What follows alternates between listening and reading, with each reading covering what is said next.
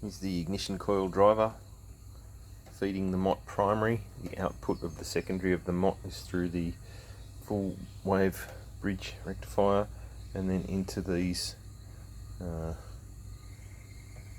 doorknob caps that came out of an X-ray machine.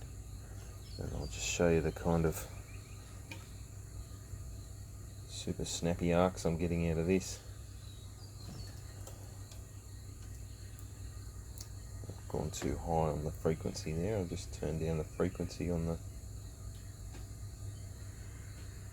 driver. Okay, I'll zoom in on that so you can get a better look. Check this out. Hang on.